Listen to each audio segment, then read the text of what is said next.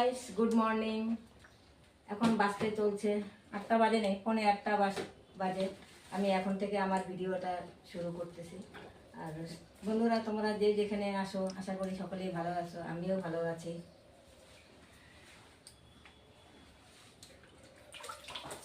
কালকে রাত্রেবেলা ব্লিচিং দিয়ে রাখছিলাম, দিয়ে ঘষে রাখছিলাম।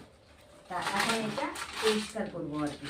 এটা হচ্ছে এভরিডে দুধের প্যাকেট আছে না বন্ধুরা, এই এভরিডে দুধের প্যাকেট দিয়ে ঘষলে ভালো হয়।